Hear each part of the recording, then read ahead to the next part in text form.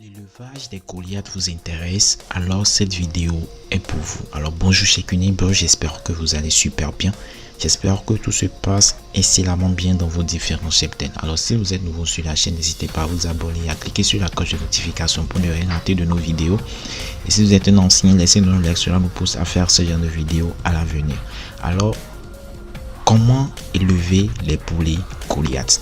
C'est ce dont nous allons discuter dans cette vidéo. Je vais vous donner les astuces et les petits secrets que les éleveurs vous cachent. Alors si cet élevage est une passion pour vous, vous avez envie de vous lancer, de vous y lancer du moins, suivez cette vidéo jusqu'à la fin et vous aurez assez d'informations et assez de secrets, assez de petites astuces qui vont vous aider dans votre cheptel.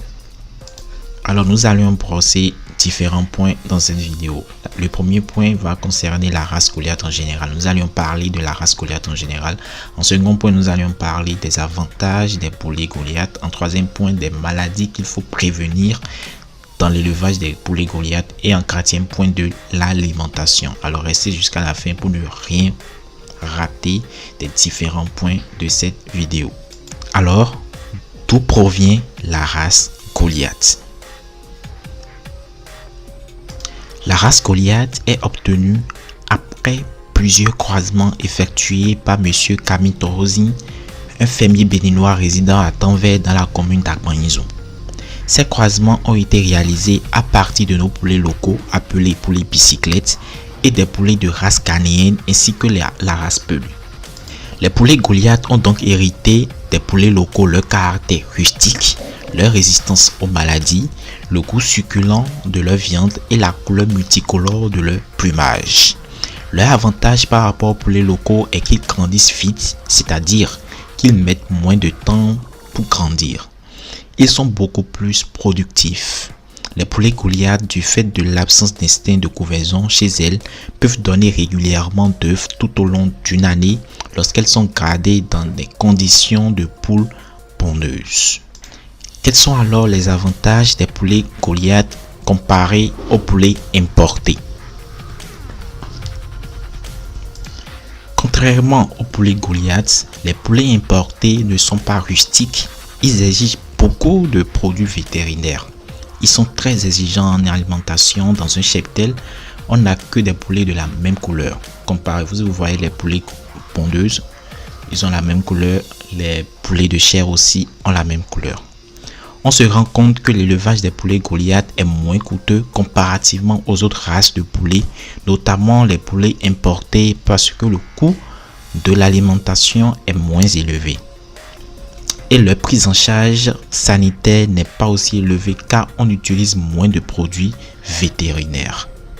Donc pour résumer, les poulets importés ne sont pas rustiques, ils exigent beaucoup de produits vétérinaires et ils sont très exigeants en alimentation.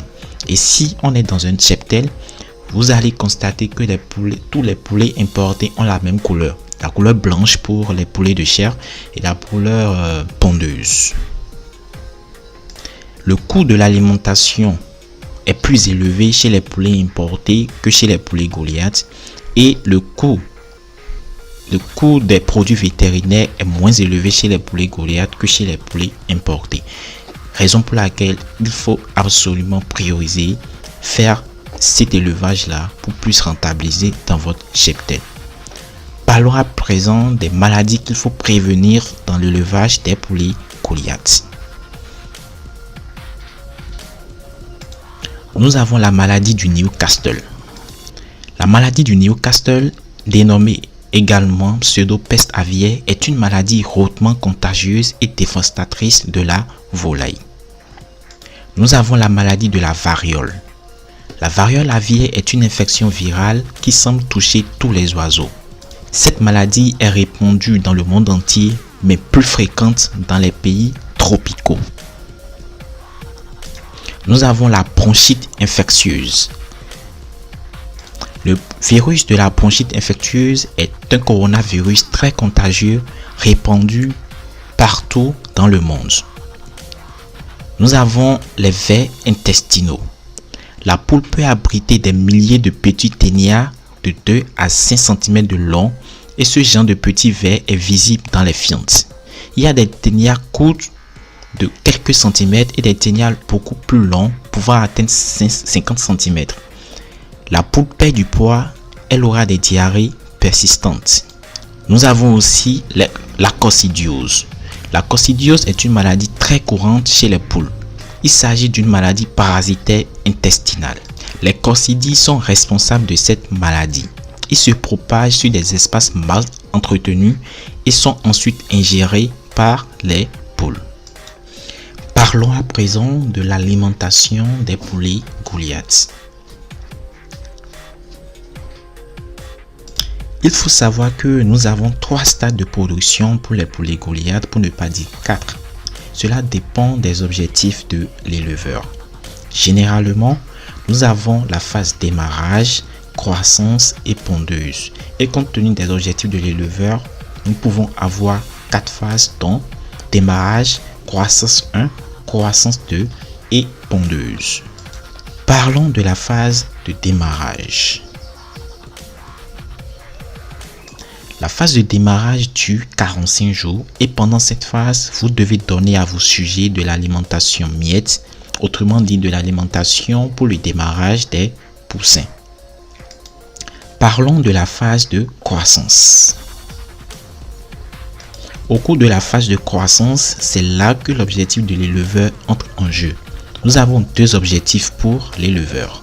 Soit l'objectif de l'éleveur est de commercialiser les Goliath chairs, soit l'objectif de l'éleveur est de commercialiser les œufs de Goliath ou encore les poussins. Dans le cas où l'objectif de l'éleveur est de commercialiser les Goliath chairs, il doit donner à ses sujets de l'alimentation croissance 2 des poulets de chair. L'alimentation croissance 2 des poulets de chair est plus riche en protéines que la croissance 1. Donc si l'objectif de l'éleveur est de commercialiser les Goliath chairs, il faut leur donner de l'alimentation croissance 2, ce qui va vous permettre de vendre vos sujets au bout de 3 à 4 mois d'âge. Dans le cas où l'objectif de l'éleveur est de commercialiser les œufs ou les poussins, il doit donner à ses sujets après le démarrage des poussins de l'alimentation croissance 1. Il donne cette alimentation au bout de 4 mois et demi. Cela prépare donc l'organisme des Goliath pour la ponte. Parlons à présent de la phase pondeuse. La phase pondeuse concerne uniquement ceux qui ont pour objectif de commercialiser les œufs ou les poussins Goliathos. L'éleveur dans ce cas doit donner de l'alimentation pondeuse à ses sujets. Mais attention, si vous voulez les œufs fertiles, vous devez faire en sorte que l'accouplement se fasse proprement dit, sinon vous n'aurez que des œufs infertiles.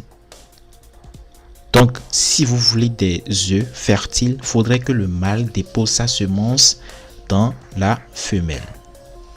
Voilà donc un peu ce que nous pouvons dire sur l'élevage des Goliath, des petits secrets et astuces que vous devez connaître pour commencer cet élevage.